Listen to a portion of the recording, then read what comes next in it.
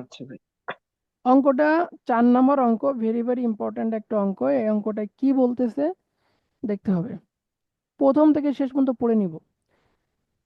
মনোযোগ সহকারে শুনবেন, দেখবেন the normal rate of gross profit. আমি একটু বড় করার চেষ্টা করি যদি, হ্যাঁ, the normal rate of gross profit for three department, namely cosmetic, hosiery and provision, তিনটা ডিপার্টমেন্ট অফ এম এস বিপণী বিতান অ্যান্ড কোং। এম এস বিপণী বিতান অ্যান্ড কোং এর ডিপার্টমেন্ট হলো তিনটা, একটা হলো কসমেটিক, একটা হোশিয়ারি, একটা প্রসাদ মানে প্রভিশন। কসমেটিক মানে প্রসাধনী, হোশিয়ারি মানে কি বস্ত্র সামগ্রী, আর প্রভিশন মানে খাদ্য সামগ্রী। এই তিনটা আলাদা ডিপার্টমেন্ট আছে, মালিক কিন্তু একজন, জি ভাই। কোম্পানির নাম কিন্তু এম এস বিপণী বিতান। আর এর পাশে দেওয়া আছে 40%, 30%, 20% রেসপেক্টিভলি অন টার্ন ওভার। তো এই যে পার্সেন্টগুলো দেওয়া আছে, এটা কিসের পার্সেন্টেজ,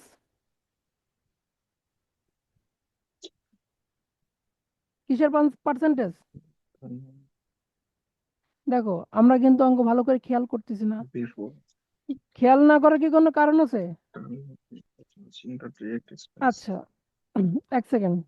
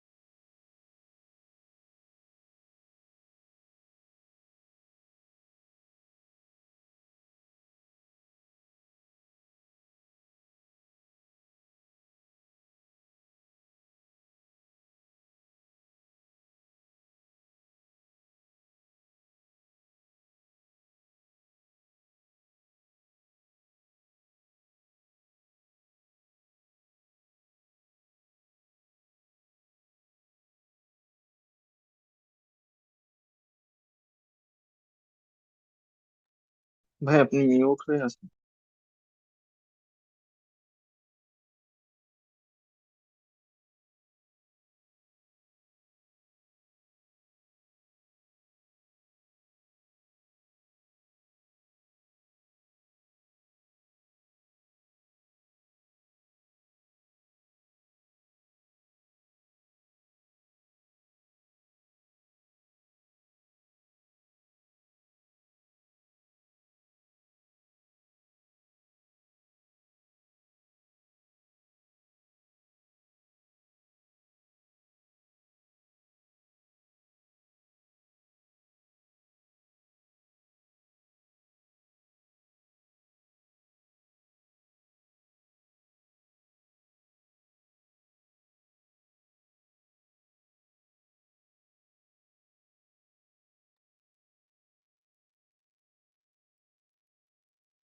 হ্যালো। হ্যাঁ ভাই, এখন শোনা যাচ্ছে। হ্যাঁ, আমার একটু অফিস থেকে ফোন দিছিল, ম্যানেজার ফোন দিছিল একটা কাজে আর কি। আচ্ছা যাই হোক, যেটা বলছিলাম যে এইখানে পার্সেন্টেজটা দেওয়া আছে মূলত প্রথমে, এই যে normal rate of gross profit, এটা হচ্ছে গ্রস প্রফিটের রেট। কিসের রেট? ও আচ্ছা, গ্রস প্রফিটের। গ্রস প্রফিটের রেট। এইটা তিনটা ডিপার্টমেন্ট, তিনটা ডিপার্টমেন্টে তিনটা রেট দেওয়া আছে। এখন আমার অন টার্ন ওভার কথাটা পরে নাই বুঝি আমরা, তারপরে চার্জিং, ডিরেক্ট এক্সপেন্স এটাও পরে বুঝি, এরপরে আরো কিছু বলছে সেটাও আমরা পরে বুঝি। আমরা নিচে আসি। এই যে তিনটা ডিপার্টমেন্ট, কসমেটিক, হোশিয়ারি আর প্রভিশন, তিনটা ডিপার্টমেন্টের জন্য আলাদা আলাদা টাকা দেওয়া আছে। এন্ট্রি মাত্র চারটা। কি কি? Opening stock 6,000, 7,000, 3,000। পারচেস 7,000, 6,000, 4,700। সেলস দেওয়া আছে আর ডিরেক্ট এক্সপেন্স দেওয়া আছে। ঠিক আছে, জাস্ট জি ভাই। চারটা এন্ট্রি। এখন তোমরা কিন্তু এই চারটা এন্ট্রি সবাই পোস্টিং দিতে পারো। এই চারটা এন্ট্রি কোথায় পোস্টিং যায়? ট্রেডিং অ্যাকাউন্টে না? ট্রেডিং অ্যাকাউন্টে। মানে এই হ্যাঁ। চারটা জিনিস দিয়ে ট্রেডিং অ্যাকাউন্টই করা যায়, তাই তো? জি ভাই। ওকে। এবার বলছে টোটাল ইনডিরেক্ট এক্সপেন্স দেওয়া আছে কত টাকা, একটু দেখো, স্কিপ করে আসি, 4200 টাকা। টোটাল ইনডাইরেক্ট এক্সপেন্স কত টাকা? 4200 টাকা। 42। এখানে কিছু কথা বলা ছিল, এই যে হলুদ কালার করা, পিরিয়ড এন্ডিং 30/6/2008। এই পিরিয়ড এন্ডিং মানে কি? বছরের শেষ সময়। বছরের সে সময়। মানে শেষ তারিখটা হচ্ছে 30/6/2008। তার মানে এইটা হচ্ছে বছরের শেষ তারিখ, মানে আমরা যে অঙ্কটা করতেছি 30/6/2008 করতেছি। ঠিক আছে? হ্যাঁ। এবার বলতে including those relating to other department, এই জিনিসটা আমি পরে বুঝাবো। তারপরে আসি যে টোটাল ইনডাইরেক্ট এক্সপেন্স তাহলে কত দাঁড়ালো? 4200 টাকা, তাই তো? হ্যাঁ। অন টোটাল টার্ন ওভার 84,000 টাকা। এই টোটাল টার্ন ওভার জিনিসটা কি, এইটা আমি বুঝাচ্ছি একটু পরে। আমার রিকোয়ারমেন্টের দিকে তাকান, বলছে prepare a statement to show the approximate net profit. Prepare a statement to show the approximate তো নেট প্রফিট, তাই না? Net profit. হ্যাঁ। তাহলে অ্যাপ্রক্সিমেট নেট প্রফিট মানে কি? আনুমানিক নিট মুনাফা। এখন নিট মুনাফা বের করতে গেলে আমার কোন ছকটা করা লাগে? ট্রেডিং অ্যাকাউন্ট করলে হয় গ্রস প্রফিট, আর পিএল অ্যাকাউন্ট করলে হয় নিট প্রফিট। তার মানে কি একদম নিট নেট প্রফিট বের প্রফিট। করতে বলছে না? জি ভাই। এখন এখানে ছোট্ট একটা কথা বলা আছে, অ্যাপ্রক্সিমেট মানে আনুমানিক। এই আনুমানিক নিট মুনাফা বের করতে বলছে, তার মানে আমি যদি কোনো ছক না কাটি, শুধু মুখ মানে খাতায় লিখে লিখে ওয়ার্কিং এর মতো ক্যালকুলেশন করেও নিট প্রফিট বের করতে পারি প্রত্যেকটা ডিপার্টমেন্টের জন্য, ইচ ডিপার্টমেন্টের জন্য, তাহলেও হবে। কিন্তু আমরা তো ওইরকম এলোমেলো ভাবে করব না, আমরা একটা ছককে সেটা প্রেজেন্ট করব। এখন সেটা স্টেটমেন্টও হতে পারে, আবার কি, হতে পারে। আবার কি হতে অ্যাকাউন্ট পারে, হতে পারে। অ্যাকাউন্ট হতে পারে। কেন? তোমরা একটু কোশ্চেন করতেই পারো যে এখানে তো statement to show the approximate net, এটা বলছে, স্টেটমেন্টের কথা বলছে, হুম। তাহলে আমি মানে অ্যাকাউন্টের কথা কেন বললাম? অ্যাকাউন্টের কথা এই কারণে বললাম কারণ এখানে নির্দিষ্ট কোনো রিকোয়ারমেন্ট নাই, মানে অ্যাকাউন্টও নাই, স্টেটমেন্টও নাই। কেন? কারণ এখানে স্টেটমেন্টও না। আনুমানিক নিট মুনাফাটা বের করতে বলছে। এখন নিট মুনাফাটা বের করতে বলছে, এখন পিএল অ্যাকাউন্ট করতে বলছে না ট্রেডিং অ্যাকাউন্ট করতে বলছে, এটা কিন্তু বলে নাই। আর যেহেতু আনুমানিক বলছে, এই জন্য আমরা আমাদের মতো করে করতে পারবো। ঠিক আছে? এখন আসি, জি ভাই। এখানে আরো একটু কথা বলা ছিল যে making stock reserve 10% of for each department on the estimated value of 30 June 2008। আচ্ছা, 30 জুন 2008 এটা কি বছরের শেষ তারিখ না? তো এই তারিখের যে হ্যাঁ। ইনভেন্টরি, এটাকে আমরা ক্লোজিং ইনভেন্টরি বলি। কি বলি? Closing inventory. Closing inventory. এখন এই ক্লোজিং ইনভেন্টরির উপরে stock reserve, making and stock reserve কি বলছে? Making and stock reserve 10%। Closing ইনভেন্টরির উপরে স্টক রিজার্ভ রাখতে বলছে কত পার্সেন্ট? 10%। আচ্ছা, স্টক রিজার্ভ রাখতে বলছে 10% ক্লোজিং এর উপরে, তাহলে ক্লোজিং ইনভেন্টরিটা কই আছে? না। দেখো, রিকোয়ারমেন্টে কিন্তু বলেছিল নিট প্রফিট বের করো। নিট প্রফিট বের করতে গেলে আমার এই নিচের ক্লোজিং ইনভেন্টরি কাজে লাগবে কি লাগবে না বলো? লাগবে। কোথায় লাগবে বলো? কস্ট অফ গুডস সোল্ডে যখন বাদ দেবো। কস্ট অফ গুডস সোল্ড যখন বাদ দেবো, অথবা আমি যখন যদি ট্রেডিং অ্যাকাউন্ট করি, তাহলে সেলস এর পাশে বসাতে হয়, তাই না? হ্যাঁ। ওকে, তাহলে আমরা স্টক রিজার্ভটা ওই ক্লোজিং এর উপরে কাটতে পারবো, কিন্তু আমার অঙ্কে কোথাও ক্লোজিং ইনভেন্টরি নাই। তার মানে এটা আমাকে বের করে নিতে হবে। তার মানে মূল অঙ্ক করার আগে আমাকে কি বের করে নিতে হবে? এই ক্লোজিং ইনভেন্টরি বের করতে হবে, ওয়ার্কিং এবং তার করতে উপরে হবে। 10% কেটে স্টক রিজার্ভ বের করতে হবে, তাই কি না? কারণ এর তো কোনো জি টাকা ভাই। নেই, আছে? না, দেওয়া নেই। আচ্ছা, আমি আর একটু যাই, তোমাদের ছকটা একটু দেখাই, মানে মূলত আমাদের রিকোয়ারমেন্টে যাই। এই হলো আমার requirement, departmental trading and PL account. এটাই তো নাকি? কারণ এটা না করলে তো বের হবে না। হ্যাঁ। এখন দেখো, এখানে আমি খেয়াল করো, প্রথমে লিখছি ওপেনিং ইনভেন্টরি, এটা কি অঙ্কে দেওয়া ছিল না ছিল না? ছিল, দেওয়া ছিল। এই দেখো, ওপেনিং ইনভেন্টরি দেওয়া ছিল কত? ওপেনিং ইনভেন্টরি হচ্ছে 6,000, 7,000, 3,000। 6,000। ঠিক আছে? আচ্ছা, পার্সেস ছিল, সেল জি ছিল, ভাই। ডিরেক্ট এক্সপেন্স ছিল, তার মানে এই চারটা এন্ট্রি আমরা বসাতে পারি, পারি না? হ্যাঁ। তাহলে চারটা এন্ট্রি আমি বসাচ্ছি, খেয়াল করবা। আমি এই চারটা এন্ট্রি এখানে বসাচ্ছি, তাহলে ওপেনিং বসালাম, পার্সেস বসালাম, ডিরেক্ট এক্সপেন্স বসালাম, আর ডান দিকে সেলস বসালাম। কি কি বসালাম? Sales profession. সেলস বসাইছি। এখন আর একটা জিনিস বসাইছি, সেটা কি বসাইছি? Closing inventory. কি বসাইছি? Closing inventory. এখন ক্লোজিং এর টাকা তো আমি এখানে ক্লোজিং। বসাইছি, বাট ক্লোজিং এর টাকা কি অঙ্কে দেওয়া ছিল? না। তাহলে এটা আমাকে বের করে নিতে হবে। মুক্তা, কথা কি বুঝছিছো? হ্যাঁ ভাই বুঝছি। তাহলে ক্লোজিং ইনভেন্টরি বের করে নিতে হবে, এই বের করাটাই আমার মূলত কাজ। কারণ দেখো এখানে আমি কিন্তু ইজিলি সবগুলো বসাতে পারছি, শুধু বসাতে পারতেছি না ক্লোজিং ইনভেন্টরি টাকাটা, কারণ ক্লোজিং ইনভেন্টরি টাকা অঙ্কে নাই। তাহলে এটা বের করতে হবে, এই বের করাটাই আমার মূলত কাজ। এইটা বসাতে পারলে আমার সব হয়ে গেল, আর কোনো ঝামেলা নাই। তার মানে আমি একটা ওয়ার্কিং করব, যে ওয়ার্কিং থেকে আমি কি বের করব দেখো, calculation of closing inventory and stock reserve. And stock reserve কেন? কারণ ওই যে স্টক রিজার্ভ কাটতে বলছিল ক্লোজিং এর উপর 10%, সেইটা বলছিল না? জি ভাই। হ্যাঁ বলছিল। তাহলে আমি এই দুটো জিনিস আমি এখানে বের করব। তাহলে প্রথমে ক্লোজিং ইনভেন্টরি বের করার জন্য আমার সূত্রটা কি খেয়াল করো। ক্লোজিং ইনভেন্টরি বের করার সূত্র আমি দুই ধরনের সূত্র এখানে লিখে দেবো তোমাদের। এই সূত্রটা খেয়াল করো। প্রথমে এইটাতে আমরা জানি ক্লোজিং ইনভেন্টরি ইউনিট বের করার সূত্র, এখনই মনে রাখবা, আগামী কালকে কাজে লাগবে। ক্লোজিং ইনভেন্টরি ইউনিট বের করার সূত্র ওপেনিং যোগ পারচেজ লেস সেলস আছে।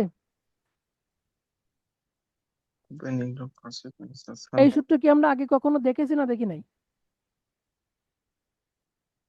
জি ভাই দেখছি। দেখছি। তাহলে ইউনিট বের করার সূত্র হচ্ছে ওপেনিং যোগ পারচেজ লেস সেলস। ইউনিট বের করতে হলে সেলস। ওপেনিং ইউনিট যোগ পারচেজ ইউনিট মাইনাস কি সেলস এর ইউনিট, তাই তো? জি ভাই।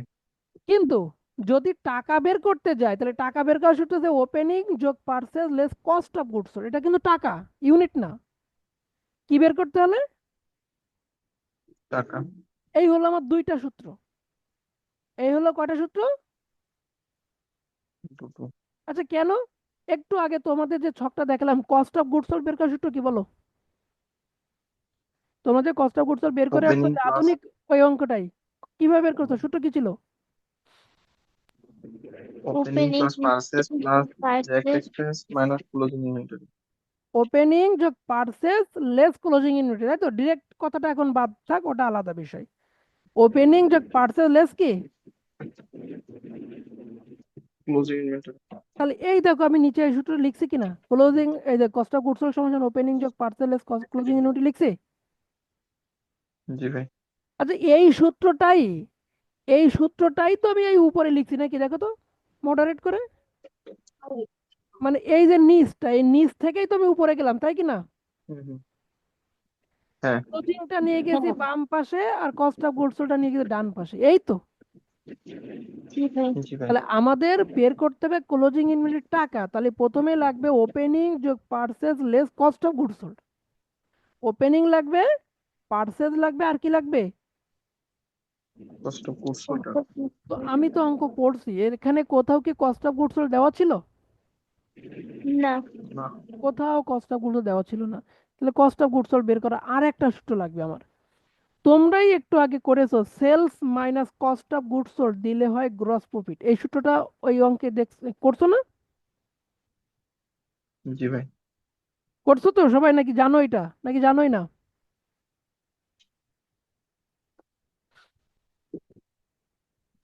তিন হ্যাঁ ভাই নম্বর অংশে জানি ভাই। লাগিয়েছিল।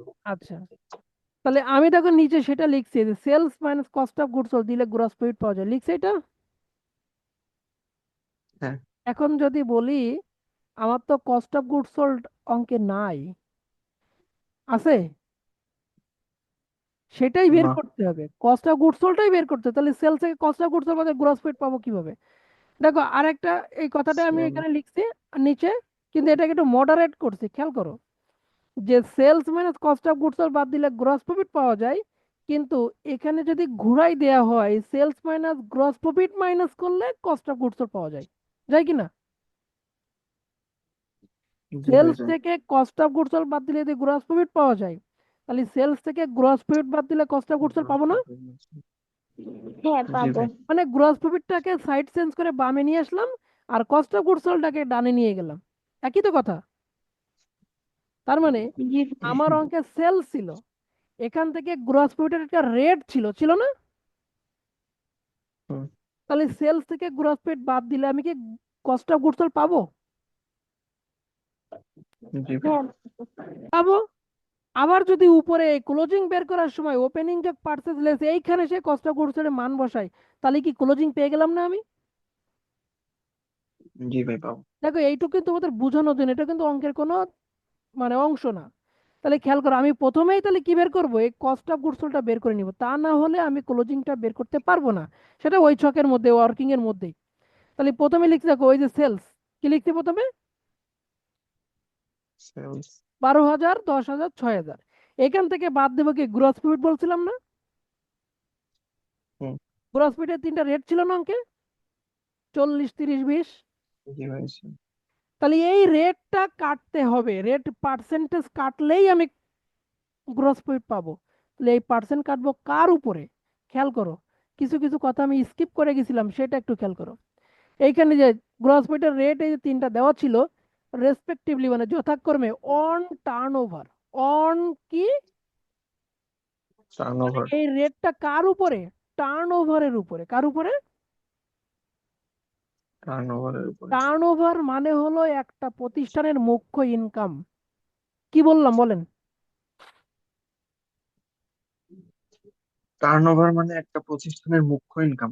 মানে তার ওইটাই হলো বেসিক, এর বাইরে হয়তো বা টুকিটাকি কিছু সাইড ইনকাম থাকবে, কিন্তু মুখ্য ইনকামটা হলো যেটা, সেটার নামই হলো টার্নওভার। তাহলে প্রতিষ্ঠান যে ধরনের, তার মুখ্য ইনকামটা সেই ধরনের হবে। প্রতিষ্ঠান যদি, তোমরা জি যে ভাই। যে কোচিং এ পড়তেছো, আচ্ছা আমাদের কাছে আমাদের মুখ্য ইনকামটার নাম কি? আমরা সার্ভিস দিচ্ছি, সার্ভিস রেভিনিউ। তোমাদের কাছে টাকা নিচ্ছে, এটা সার্ভিস রেভিনিউ। এইটা হচ্ছে টার্নওভার। যে একজন যদি মুদিখানার দোকান দেয়, তাহলে তার কাছে টার্নওভারের নাম কি হবে? সেলস। সেলস। টার্নওভারের নাম কি হবে? সেলস। এটা কিন্তু তার মুখ্য ইনকাম, বিক্রয় না করলে যেহেতু ইনকাম করতে পারবে না, পারবে? না। মনে করো সে কোম্পানির কাছ থেকে কমিশন পাইছে 2,000 টাকা, এটা কি তার মুখ্য ইনকাম ছিল? কমিশন তো তাকে কোম্পানি নাও দিতে পারতো। না, এটা মুখ্য না। রাইট, ওইটা হচ্ছে গৌণ ইনকাম। কিন্তু আমি কি বললাম, মুখ্য ইনকামটার নাম হচ্ছে টার্নওভার। তার মানে যার সেলস আছে, তার টার্নওভারের নাম হলো সেলস। যার সেলস নাই, সেটা যদি সার্ভিস কোম্পানি হয়, যেমন মনে করো যে আমরা যেটা বলি, মনে করো মোটরসাইকেলের গ্যারেজ, ওর কি কোনো সেলস আছে? ও তো সেবা দিবে, সেবা দিয়ে না। ইনকাম করবে, ওটা হচ্ছে সার্ভিস রেভিনিউ, ঠিক আছে? তাহলে যার সেলস আছে, তার টার্নওভারের নাম হলো সেলস। তার টার্নওভারের নাম কি? সেলস। রাইট। তাহলে এখানে যে বলেছিল যে এই 3% কাটতে হবে টার্নওভারের উপরে, মানে কি সেলসের উপরে। কার উপরে? সেলসের উপরে। কথা কি বুঝাতে পারছি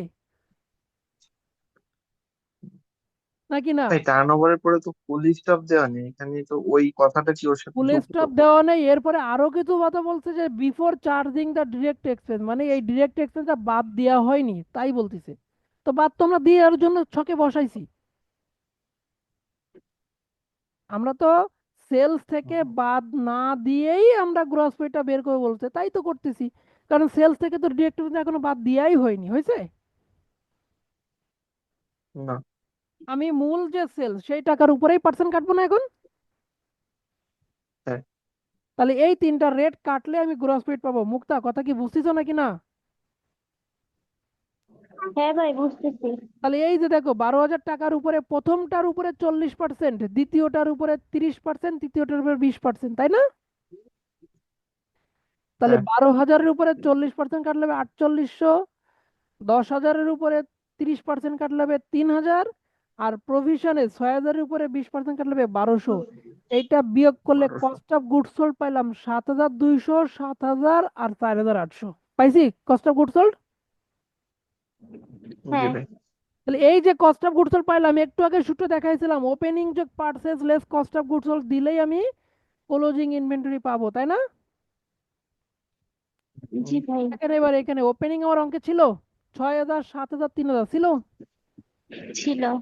যোগ পারচেজ এটাও অঙ্কে দেওয়া ছিল 7,000, 6,000, 4,700। যোগ করলাম 7,200 হয়েছে, 7,000, সরি 13,000, 13,000 আর 7,700 হয়েছে।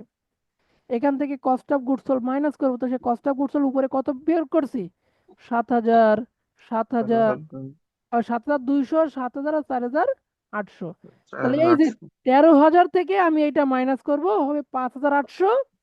আবার 13,000 থেকে এটা মাইনাস করব, হবে 6,000। আবার 7,700 টাকা থেকে মাইনাস করব, থাকবে 2,900 টাকা। তাহলে আমি কি সেই ক্লোজিং ইনভেন্টরি পেয়ে গেলাম? জি ভাই। ক্লোজিং হ্যাঁ এর ভাই, উপরে 10% স্টক রিজার্ভ কাটতে বলছিল, সেটাও কি পার্সেন্ট কাটলেই পেয়ে যাচ্ছে না? 10% কাটলেই? হ্যাঁ হ্যাঁ। তাহলে ক্লোজিংটা বসাই দিব, আর স্টক রিজার্ভটাও বসাবো। তাহলে ক্লোজিংটা কোথায় বসবে? সেলস এর নিচে বসবে। কোথায় বসবে? এই যে ক্লোজিংটা বসাই, সেলস এর নিচে বসাইছি। জি ভাই। ওকে, এইবার আমি ওই আমাদের যে ইয়েটা ছিল, স্টক রিজার্ভটা ছিল, বলো স্টক রিজার্ভ মানে কি জানো? আমাদের যে পণ্যটা ছিল, সেই পণ্যে আমি রিজার্ভ করে রাখতেছি। কতটুকু রিজার্ভ করে রাখতেছি? অঙ্কে বলা ছিল যে ক্লোজিং এর উপরে 10%। কার উপরে 10%? তাহলে ক্লোজিং যেটা ছিল সেখান থেকে যদি আমি কিছু রিজার্ভ করে রাখি, তাহলে ক্লোজিং কমে গেল না? জি ভাই। কমলো কি না বলো? হ্যাঁ, কমছে। তাহলে আমি মাইনাস করব কিভাবে? ক্লোজিং থেকে মাইনাস না করে আমি বিপরীত পাশে বসাবো। কোন পাশে বসাবো? বিপরীত পাশ মানে ডেবিট পাশে বসাবো। বসালেই তো সেটা মাইনাস হয়ে গেল। গেল কি না? হুম। কথা বলতে হবে কিন্তু। বিপরীত পাশে বসালে কি মাইনাস হয়ে গেল না? জি জি ভাই। ভাই। তাহলে বসালাম 580, 600, 290। এই পর্যন্ত আমার অঙ্ক শেষ। এখন কিন্তু আর অঙ্ক বাকি আছে মাত্র একটা এন্ট্রি, এই যে নিচে এইখানে খেয়াল করেন। এই এই অঙ্কে আমার এই নিচের এইখানে বলছিল যে টোটাল ইনডিরেক্ট এক্সপেন্স 4,200 টাকা বলেছিল। জি ভাই। হ্যাঁ বুঝছিল।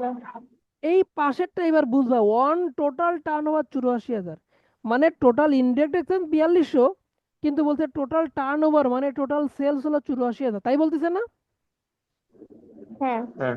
আচ্ছা, আমার এই তিনটা ডিপার্টমেন্টের টোটাল টার্ন ওভার কি 84,000 ছিল? তিনটা যোগ করে দেখো তো। এই 12,000, 10,000 আর 6,000 যোগ করলে টোটাল হয় 28,000। কত হয়? 28,000। কিন্তু এখানে বলছে টোটাল টার্ন ওভার হচ্ছে 84,000, মানে টোটাল সেলস 84,000। তার মানে কি দাঁড়ালো বিষয়টা?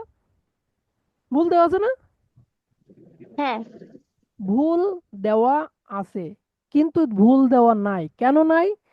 এইখানে বলছে যে including those relating to the other department, মানে এই যে টোটাল ইনডিরেক্ট এক্সপেন্স 4,200 টাকা দেখা যাচ্ছে, হ্যাঁ হ্যাঁ। যাচ্ছে। আর টোটাল টার্ন ওভার 84,000 টাকা, এই দুটোর মধ্যে আমার এই তিনটা ডিপার্টমেন্টের টাকা না, আরো অন্যান্য ডিপার্টমেন্টের টাকা আছে। কি বললাম কথাটা কি শুনতে পেয়েছেন না বুঝতে পেরেছেন, নাকি কিছুই পারেননি? ভাই এই তিনটা ছাড়া তার মানে অন্য এই 84,000 টাকার ভিতর অন্যান্য ডিপার্টমেন্টেরও সেলস হচ্ছে। এই 4,200 টাকার মধ্যেও অন্যান্য ডিপার্টমেন্টের ইনডিরেক্ট এক্সপেন্স আছে, এই তিনটার তো তো আছেই, এবং অন্যান্য ডিপার্টমেন্টের তাও আছে। ও। আবার এই 84,000 টাকার মধ্যে এই তিনটারটা তো আছেই, আরো অন্যান্য ডিপার্টমেন্ট টাকা আছে। এখন কতগুলো ডিপার্টমেন্ট টাকা আছে এটা বলা নেই, আছে? না নেই। না। আমরা আনুপাতিক হারে বের করব। আনুপাতিক হারে কি? দেখেন, এই 84,000-এর মধ্যে তিনটা ডিপার্টমেন্টের টাকা কত? 28,000। 84,000-এর মধ্যে এই তিনটা টাকা কত? 28,000। 28,000। 28,000। তাহলে এই 4,200 টাকার মধ্যে কত, সেটা বের করব। তাহলে কিভাবে বের হুম। করব? দেখো, এই 4,200 টাকা তো টোটাল নাকি, হ্যাঁ আর এই জি ভাই। 84,000 টাকা তো টোটাল। হ্যাঁ আমি ঐকিক নিয়ম করব। টোটাল টার্ন ওভার 84,000 হলে টোটাল ইনডিরেক্ট 4,200, 1 টাকা হলে কত? আর এই যে 12,000 হলে কত? 12,000 টাকা। 10,000 হলে কত? 10,000। 6,000 হলে কত? মূলত আমার এই তিনটার টাকা বের করতে হবে। এই তিনজনের টাকা কি করতে হবে? বের করতে হবে। তাহলে দেখো, এই যে নিচে একটু খেয়াল করো, আমি ওয়ার্কিং টু করেছি যে apportion of indirect expense among each department, প্রত্যেক ডিপার্টমেন্টের জন্য। তাহলে কসমেটিক ডিপার্টমেন্টের জন্য কত হবে? ওই 4,200 ভাগ 84,000 গুণ 12,000 দিলে পাবো কার টাকা? ডিপার্টমেন্ট প্রথম জনের টাকা। কস্মেটিকের টাকা। তারপরে পাবো কার টাকা? 10,000 দ্বারা গুণ করলে হোশিয়ারির টাকা। তারপরে 6,000 দ্বারা গুণ করলে কার টাকা পাবো? প্রভিশনের টাকা। প্রভিশনে। তাহলে 600, 500, 300 পেয়ে গেছি আমি। হ্যাঁ। জি ভাই। তাহলে এখন কথা হচ্ছে এটা বসাবো কোন জায়গায়? ইনডিরেক্ট এক্সপেন্স তো আমার খরচ, এটা কি? খরচ। তাহলে খরচ তো এটা পিএল অ্যাকাউন্টে বসার কথা, কিন্তু সমস্যা হচ্ছে আমার এখানে কিন্তু বলেনি যে ট্রেডিং অ্যাকাউন্ট করো আবার আলাদা করে পিএল অ্যাকাউন্ট করো, এরকম কিছু বলছিল? না, আমাকে বলেনি। শুধু না। বলছিল যে আনুমানিক নিট মুনাফা কত। আমি কি বলছিলাম? শুধু যোগ বিয়োগ মানে নিচে নিচে বসায় যোগ বিয়োগ করলেও হচ্ছে। আপনার ওইভাবে না করে একটা ফরম্যাটে চলে আসছি, সবকিছু ঠিকঠাক আছে। আমি শুধু এই জায়গাটা ইনডিরেক্ট এক্সপেন্স লিখে দেবো। এটা কি খরচের পাশ না? তাহলে এখানে যদি আমি ইনডিরেক্ট এক্সপেন্স জি ভাই। লিখে দিই তাহলেও তো আমার নেট প্রফিট বা লস একই হবে নাকি? হ্যাঁ, হবে। জি ভাই। তাই আমি বসাইছি। এইবার দুই পার্ট যোগ বিয়োগ করে দেখা যাচ্ছে কি নেট প্রফিট হয়েছে কসমেটিক ডিপার্টমেন্টে 1600 টাকা, হোশিয়ারিতে 450 টাকা, আর প্রভিশনে 100 টাকার নিট লস হয়েছে। এটাই আমার অঙ্কে চাইছিল, আর এইটুকু হচ্ছে রিকোয়ারমেন্ট। আর এইটা হচ্ছে 10 মার্কের অঙ্ক। বলেন এবার কঠিন কি না? ভাই ওই টার্ন ওভারের পরে যে কথাটুকু বলা ছিল ওইটা আমরা একটু ভালো বলি। আচ্ছা, এটা স্ক্রিনশট দাও, এইটুকু আমি বলতেছি। জি ভাই, স্ক্রিনশট নিয়ে হয়েছে। এটাও দিয়ে দাও একবার একটু। হ্যাঁ, এটা নিচ্ছি। আচ্ছা, এটাও একটু দাও। হ্যাঁ ভাই, হয়েছে। আচ্ছা, অঙ্ক বের করতেছি, অঙ্কটা একবারে দিও। আর এখানে এই সূত্র দিতে পারো, হ্যাঁ? হ্যাঁ, এটা হয়েছে। ওকে, এবার যেটা বলছিলাম বলো, কি বলছিলাম? টার্ন ওভারের পরে এই এই কতটুকু, এইটুক যে কথাটা বলা আছে। না না, এইটুক ওই যে before charging the direct expense. হ্যাঁ, আমার বলছে এই পার্সেন্ট গুলো কাটতে হবে টার্ন ওভারের উপরে। কার উপর কাটতে হবে? টার্ন ওভারের। কিন্তু আমার ডিরেক্ট এক্সপেন্স বাদ দেওয়ার আগে কাটতে হবে। ডিরেক্ট এক্সপেন্স বাদ দেওয়ার আগে কাটতে হবে। আচ্ছা, সেল ছিল 12,000, ডিরেক্ট এক্সপেন্স ছিল 2,020 টাকা। তাহলে 12,000 থেকে 2,020 টাকা বাদ দেওয়ার আগেই আমাকে পার্সেন্ট কাটলে তাই গ্রস প্রফিট বের হবে। আমি কি তাই করছি না? হ্যাঁ। 12,000 থেকে 2,020, 10,000 থেকে 14,500, 1450, 6,000 থেকে 710, এই খরচগুলো বাদ দেওয়ার আগেই আমার পার্সেন্ট কাটতে হবে। আমি কি 12,000-এর উপরেই পার্সেন্ট কাটছি কিনা? জি ভাই। তার মানে কি ওরা যা বলছে তাই করছে না? এই যে ওরা যা না, বলছে তাই এই করছে। খরচগুলো তো আমি ওইখানে এইখানে তো আমার সেলস এর ওইখানে লাগতেছে না, তাহলে ওটা বাদ দেওয়ার আগে আর পরে এটা বুঝলাম না। তো আচ্ছা, এটা ওই কি